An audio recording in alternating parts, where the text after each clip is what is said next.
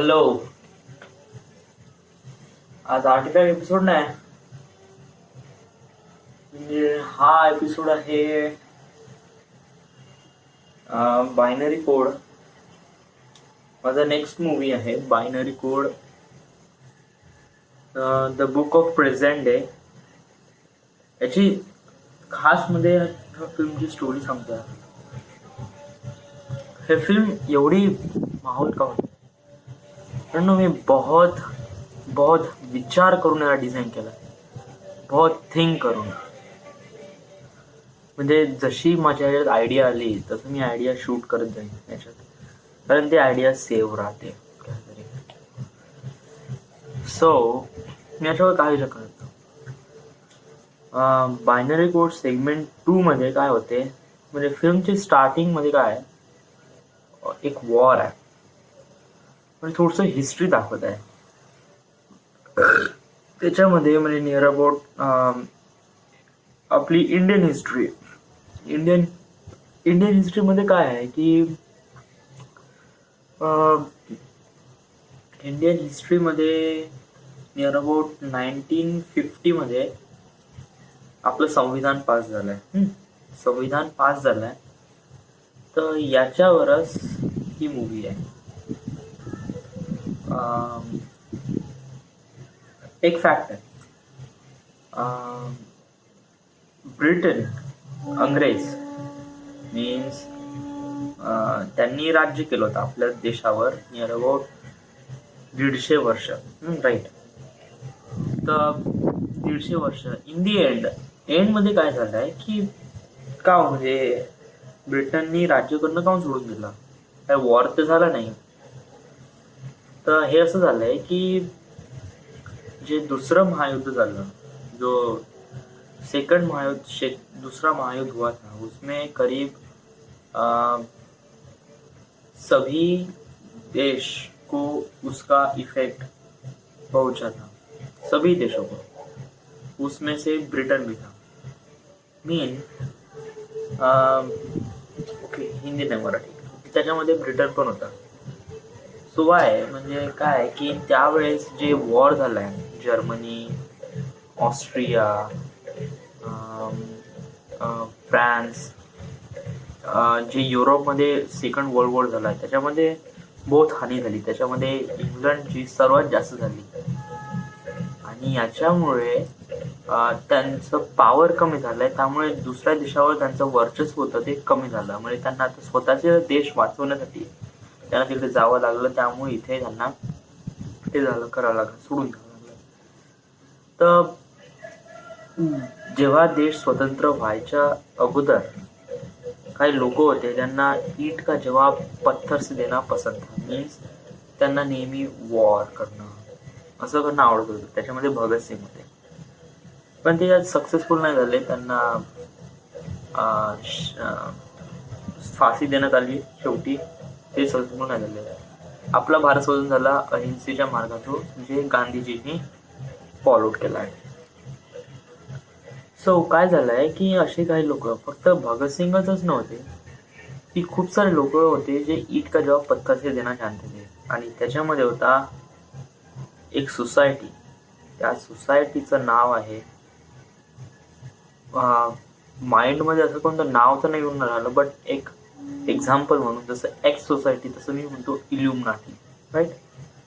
एक सोसायटी इल्युमिनाटी, याचं नाव डिसाईड करून घेऊ नंतर. इल्युमिनाटी म्हणजे काय की ही सोसायटी म्हणजे सोसायटी नव्हती, हे जस्ट लोक होते. हे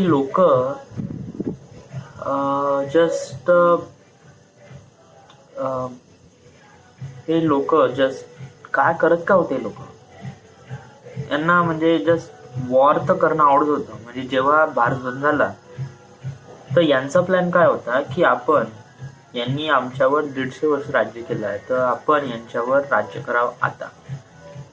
तर 15 ऑगस्ट 1947 ला आपला हे झाला.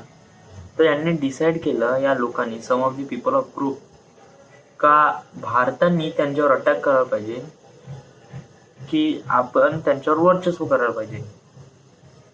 As a revenge. तर त्यामध्ये गांधीजी यांनी नाही म्हणलं का आपण याच्यावर असं काही कारवाई करू शकत नाही. म्हणजे आपण नाही, जरी ते पॉवरलेस झाले आहे, जर आपण पॉवरफुल असलं तरी आपण कशाला दाखव, आपण झालेच स्वतंत्र. आपल्याला जेवण भेटलं आहे ना, आपण दुसऱ्याचं ताट कशाला बघायचं, राईट. बट हे लोक खूप भयानक होते, तर यांना ऑथरायझेशन भेटली नाही. इन दी एंड हे लोक बहुत गुस्सेमध्ये आले. इल्युमिनाटी लोक बहुत गुस्सेमध्ये आले. यांना यांच्या कॅन्डिडेटना वाटत होतं का आपले कॅन्डिडेट्स या देशावर हे करा. तर त्यांनी संविधानवर पॉइंट आउट केला का नाही. नंतर काय झालं की नंतर त्यांच्या क्रूर व्यक्तिपणामुळे, म्हणजे क्रूर स्वभावामुळे त्यांना देशातून बाहेर काढलं गेलं. पण तेव्हा आपल्या देशाचे विभाजन झाले, पाकिस्तान, बांगलादेश. त्याच्यामध्ये हे इल्युमिनाटी सोसायटी कुठेतरी दबून गेली, या सेपरेशनमध्ये कुठेतरी दबून गेली. आणि नियर अबाउट 60 वर्षानंतर यांनी अटॅक केला, पहिला अटॅक, जो बायनरी कोड जो पहिला, ती मूवी या अटॅकला रिप्रेझेंट करते. त्याच्यामध्ये कोणता, मुंबई दादरमध्ये मोठा बॉम्ब ब्लास्ट, आणि इंडियन इकॉनॉमीचा पैसा चोरणं हा त्यांचा दुसरा अटॅक होता. हा त्यांचा मेन सोर्स होता. जर पॉसिबल झाले असते तर देशाला बहुत मोठा आर्थिक फटका बसला असता.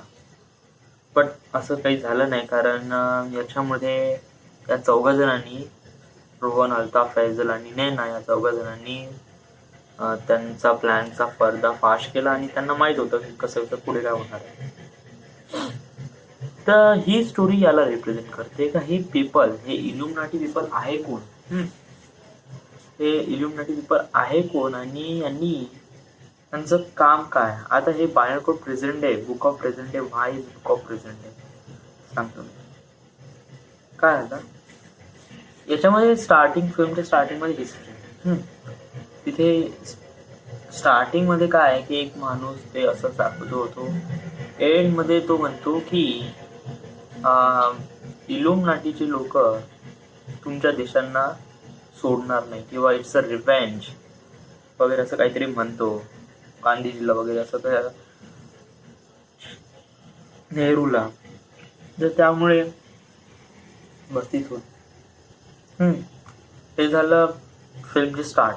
मग हे सगळं सांगून राहिलं कोण, प्रोफेसर शर्मा. प्रोफेसर शर्मा हे सांगत होते, म्हणजे एक ऑडिओमध्ये हे सगळे सांगून राहिलं होतं इतिहास. तर या ऑडिओमध्ये स्टुडंट होते, या स्टुडंटमध्ये 4 जण बसून होते, आपले 4 कॅन्डिडेट, रोहन, अल्ताफ, फैजल आणि नैना, 4 जण. याच्यामध्ये रोहन क्रॉस क्वेश्चन करते का हे कोण आहे, काय. तर यांनी काय की डॉक्टर शर्मानी एक सांगितलं आहे का इल्युमिनाटी लोकांना ओळखण्याचं एकच हे आहे की त्यांच्या हातावर एक निशाण असते, जे एक साप आणि असं निशाण ते त्याच्यावर दाखवतात प्रिव्ह्यूवर, म्हणजे त्यांच्या याच्यावर दाखवतात. तर तेच निशाण त्याच्या हातावर होतं. ते ही निशाण कुठून आलं, जेव्हा रोहनला किडनॅप केलं गेलं होतं, जेव्हा अल्ताफ, नैना, फैजल त्याला वाचवण्यासाठी आले होते, तेव्हा त्याच्या हातावर ते निशाण काढण्यात आलं होतं. किडनॅप झाला तेव्हा त्याच्या हातावर ते निशाण काढण्यात आलं होतं. आणि त्यामुळे काय झालं की तो वाचला गेला त्याच्यात. तर त्याला कळलं की मागच्या वेळेस ज्यांनी अटॅक केला ते लोक कोण होते, म्हणजे ते लोक आणि हे प्रोफेसर शर्मा सांगून राहिले, ते दोन्ही लोक एकच आहे, डिफरंट नाही, एकच आहे. तर कशा प्रकारे झाले, रोहन क्रॉस क्वेश्चन करतो डॉक्टर शर्माला, कशा प्रकारे काय. क्रॉस क्वेश्चन झाल्यानंतर त्यांचं लेक्चर खतम झाल्यानंतर ते निघून जातात. तर निघाच्या वेळेस रोहन त्यांना अडवतो, त्यांना पण पूर्ण प्रश्न विचारतो. तर सर म्हणतात आपल्या चला म्हणजे चलो भाई ऑफिस मध्ये चल के बात करते. तर मग ऑफिसमध्ये जातात. तेवढ्यात हे तिघ जण कॅन्टीन मध्ये असतात आणि झगडा करत असतात. कशाबद्दल की आपल्या ग्रुपचा लीडर कोण आहे तर त्याच्यामध्ये झगडा करत असतात तिघ जण. इकडे हा बोलत असतो प्रोफेसर शर्मा सोबत. प्रोफेसर शर्मा जे कॅरेक्टर प्ले करून आले ते अनुपम खेर आहे. हे कॅरेक्टर डॉक्टर शर्माचं प्ले करून आले. Doctor Sharma is professor Sharma हे कॅरेक्टर प्ले करून आले. सो नेक्स्ट काय झालं की रोहन विचारते की ही लोक आहे कोण. तर म्हणतात की तो डॉक्टर शर्मा सांगतात की अशा प्रकारे आहे, हे लोक बहुत क्रूर होतात. मग तो विचारतात की हे म्हणजे हा इतिहास अजूनपर्यंत पुढे का नाही आला, म्हणजे वाय अजूनपर्यंत आला का नाही, कारण हे लोकांना माहीत का नाही याच्याबद्दल. तर ते सांगतात की ज्या लोकांना याच्याबद्दल माहीत होते, plus it's a secret society, हे बहुत सिक्रेट सोसायटी होते. हे जेव्हा सोसायटी आली होती तेव्हा जस्ट भारत स्वतंत्र व्हायच्या 1 महिना अगोदर यांचे कॅन्डिडेट संसदमध्ये आले होते. यांनी काही प्रस्ताव मांडला संसदमध्ये, अशा प्रकारे करायचं तशा प्रकारे करायचं. देन भारत स्वतंत्र झाल्यानंतर यांची माग होती का आपण ब्रिटनवर राज्य करा, पण गांधीजी यांनी मनाई केली. तर त्यामुळे त्यांचा कालावधी बहुत कमी होता, नियर अबाउट 1-1.5 महिना. त्याच्यानंतर हे लोक गेले कुठे काही माहिती नाही. आणि जे लोकांना याच्याबद्दल माहिती होतं ते लोक आतापर्यंत जिवंत आहे ना, म्हणजे मेले गेले. Most of the accidents. एक सर्वे निघाला होता, म्हणजे हे प्रोफेसर सांगून आले हे सगळे रोहनला. एक सर्वे निघाला होता नियर अबाउट 1973 मध्ये. 1983 मध्ये एक सर्वे निघाला होता की हे इल्युमिनाटी लोक आहे कोण. म्हणजे एक बंदा आला होता 1983 मध्ये. तेव्हा आपले प्रधानमंत्री होते अटल बिहारी वाजपेयी. तेव्हा त्यांना सांगण्यात आलं की एक इल्युमिनाटी सोसायटी आहे जे आपल्या देशावर हमला करू शकते. म्हणजे त्यावेळेस एक रूमर होतं, सगळी अफवा होती, फैलली होती. हे काही फक्त पॉलिटिशियन आणि डिफेन्स मिनिस्टर यांनाच माहित होतं. तर यांच्याबद्दल आपल्याबद्दल काही माहिती नव्हती. जे माहिती होती बस पास्ट मधली 1-1.5 महिन्याची. तर यांच्यावर सर्वे करण्यात आला आणि या सर्वे मध्ये प्रोफेसर शर्मा होते, प्रोफेसर दुग्गल होते आणि नियर अबाउट यांची टीम होती. 3-4 नियर अबाउट 12-13 जणांची टीम या इल्युमिनाटी लोकांवर सर्वे करण्यासाठी निघाले होते. तर हा सर्वे मध्ये काय माहीत पडलं, जे माहीत पडलंय ते बहुत हॉरिबल होतं, बहुत खतरनाक होतं. मी याला पूर्ण सांगू शकत नाही. आता हे प्रोफेसर म्हणतात की मैं ये बातें आपको नहीं बता सकता उस सर्वे में हमें क्या पता चला, लेकिन एक प्रोफेसर है, प्रोफेसर दुग्गल, जो केरला में रामजी यूनिवर्सिटी में हिस्ट्री पढ़ाते, उनसे जाके बात की. उन्होंने उनको सब पता है क्योंकि वो उस सर्वे के हेड थे. तर रोहनला इन्फॉर्मेशन भेटते, सो ही थँक्यू आणि तिथून निघून जातो. मग त्याच्यानंतर फिल्ममध्ये तो त्याच्या जे टॅटू हातावर काढून होतं त्याच्यावर तो खूप रिसर्च करतो. प्लस त्या टॅटूवर काही ना काही लिहून होतं, पण ती लेखावट एकदम वेगळीच होती. ते नाही उर्दू होती नाही हिंदी होती, एकदम वेगळीच होती. तो ती टॅटू लोकांना दाखवत नाही. सिम्बॉलिस्ट काही लोकांना दाखवतो, पण त्यांना काही कळत नाही काही सिम्बॉल कशाचा आहे, काही टॅटू कशाचा आहे वगैरे, त्यांना काही कळत नव्हतं. बहुत म्हणजे फिल्ममध्ये तो त्याचे हे दाखवतो, तो सर्च करतो गुगलवर व्हाय इज दॅट फॉर, त्याचे टॅटूचे प्रकार वगैरे. मग याला कळते, मग याला दिसून येते गुगलवर जेव्हा सर्च करतो नेटवर, तर ज्यांच्या हातावर ते टॅटू होतं ते लोक मेले होते. म्हणजे नेटवर त्याला इन्फॉर्मेशन एवढीच मिळते की ज्या लोकांच्या हातात टॅटू आहे ते लोक मेले, just dead. So how is that happen, म्हणजे हे लोक मेले कसे वगैरे. तर त्याच्यामध्ये एवढं होतं ॲक्सिडेंट वगैरे वगैरे.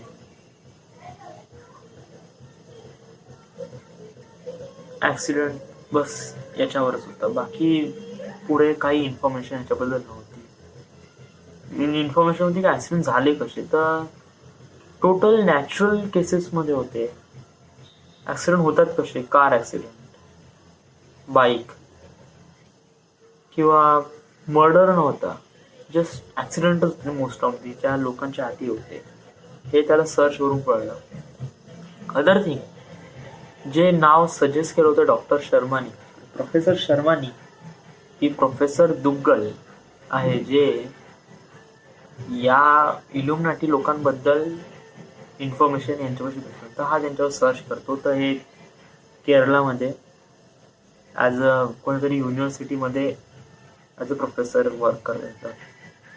तर त्याला भेटायचं तर होतंच.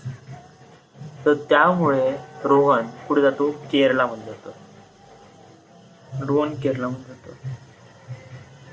तर इथे हा केरळामध्ये जातो. तर त्यावेळेस काय होते की जस्ट हा केरळामध्ये पोहोचलाय, याला इथून इन्फॉर्मेशन भेटते.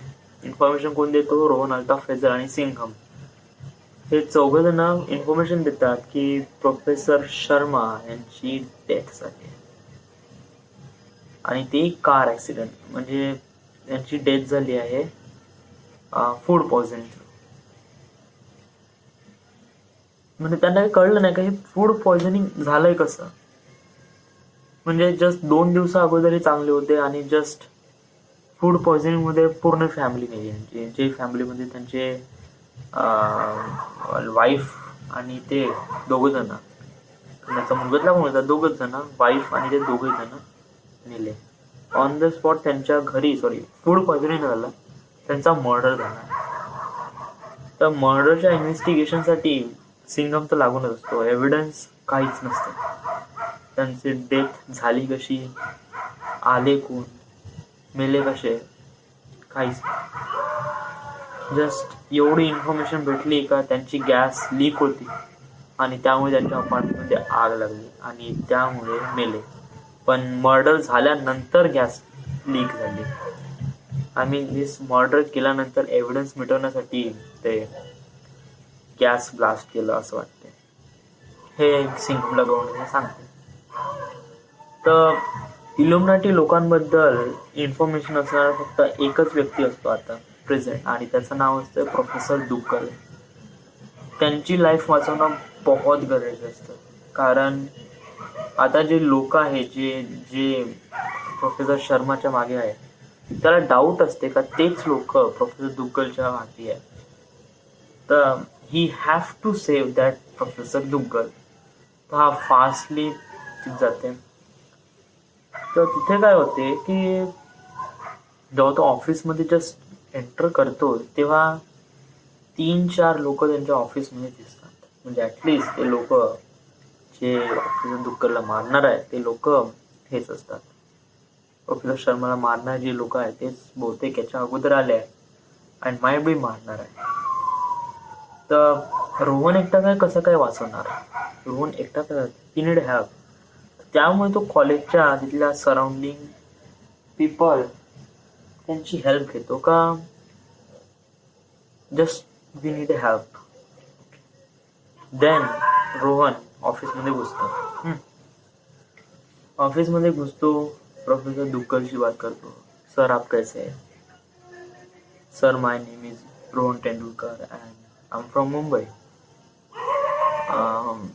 सर आपकी जान को खतरा है, आपको मेरे साथ चलना होगा. असं तो म्हणते. तर तेवढ्यात इम्रान झाकीर होते. तेवढ्यात त्या दोघांचं कन्व्हर्सेशन होते, इम्रान झाकीर आणि रोहन. तर इम्रान झाकीर म्हणते, meet my new guy, a tough guy. A tough guy. या टफ गायचं नाव माहित नाही काय, पण हे कॅरेक्टर प्ले करताय mister Hrithik Roshan. Is that character playing. आणि इम्रान झाकीर इम्रान खान, जे पहिल्या पार्टमध्ये होतेच. तर काय होते की तिथे नियर अबाउट त्या ऑफिसमध्ये 4-5 जण लोक असतात. त्याच्यामध्ये इम्रान, टफ गाय आणि 3-4 लोक त्यांच्या साईड करून. आणि इथे फक्त रोहन एकटा आणि प्रोफेसर दुग्गल. तर हा कसा काय वाचणार आहे, म्हणजे हा एवढ्या लोकांची फाईट तर बिलकुल करणार नाही. हा एक जस्ट टीनेजर्स आहे आणि प्लस त्याला तर दमा आहे बेटा, हा तर कधी फाईट करतच नाही. का दिमाग लागते कशा प्रकारे. तर म्हणते का इम्रान म्हणते का तुम दोनों को हम मारने वाले. तर तेव्हा रोहन म्हणते की तुम्हारे सोसाइटी में मरने वालों की आखिरी इच्छा हमेशा पूरी की जाती है, आखिरी चाहत हमेशा पूरी की जाती है. तो क्या तुम हमारे आखिरी चाहत करना होंगे. कारण त्याला माहित असते का हे लोक इल्युमिनाटीच आहे. सो म्हणते का इम्रान ओके ठीक आहे. तर त्यात तेव्हा रोहन म्हणते की मेरी आखिरी ख्वाहिश ये है कि वो खिडकी खोल दो, यही मेरी आखिरी ख्वाहिश. हे वियर्ड वाटते, म्हणजे कोणाला आखरी ख्वाहिश म्हणलं तर म्हणते मला हे खायचं आहे ते खायचं आहे, याची वेगळी. जस्ट एक खिडकी उघडून दे. तर तेव्हा तो ठपका येतो, खिडकी उघडतो, खाली बघतो, खाली कोणीच नसते, जस्ट स्टुडंट्स, जस्ट फेअरवेल. आणि नंतर रोहन म्हणतो की प्रोफेसरची ख्वाहिश आहे की पहिले मला मारा, नंतर प्रोफेसर. ओके ठीक आहे. जेव्हा रोहन ऑफिसमध्ये एंटर होते गुगलच्या, तर तेव्हा तो एक छोट्या प्रकारचे बल्ब त्या ऑफिसमध्ये स्प्रेड करतो. ते बहुतेक छोटे छोटे टायमर आहे किंवा ब्लास्ट जेली आहे. जसं तो बटन दाबतो ते ब्लास्ट होते आणि पूर्ण ऑफिस काळ होते. तर असा टफ गाय असे बंदूक घेतो आणि त्याच्या रोहनच्या दिमागावर इथे ठेवतो आणि काउंट डाऊन करतो 3, 2, 1. तसं 1 होते तेव्हा रोहन इथे बटन दाबतो. तसे बटन दाबते पूर्ण ऑफिसमध्ये काळं. तर काळं झाल्याबरोबर रोहन असा उठतो, प्रोफेसर दुग्गलला पकडतोय धावत आणि त्या खिडकीतून खाली उडी मारतो. पण दोघे जण जसे ते खाली उडी मारते, खाली एक रबर बल्ब असते, तिथे ते पडतात, त्यामुळे त्यांना जास्त लागत नाही. आणि हे कशा म्हणते ते हेल्प नाही का, वी नीड हेल्प, ते त्या लोक स्टुडंट्स. आणि तिथून रोहन आणि दुग्गल पळून जातात. तर तेव्हा रोहन म्हणतो प्रोफेसर रन, प्रोफेसर रन. मग तेव्हा ते दोघं जण धावतात. तेव्हा चेसिंग सिक्वेन्स त्या फिल्म मध्ये दाखवत आहे, चेसिंग सिक्वेन्स. तर चेसिंग सिक्वेन्स मध्ये काय आहे की इथे बहुत खतरनाक आहे. त्याची इमॅजिनेशन बहुत ही खतरनाक आहे. It's really creepy. So right now जेवढं काही सेट केलंय मी, हे binary code book of present day segment 1. Segment 2 मध्ये काय होणार आहे, सेगमेंट 2 मध्ये सांगतो मी. सेगमेंट 2 मध्ये सेगमेंट 2 वर शूट करून टाकू. आता एवढंच का, दिस बायनरी कोड.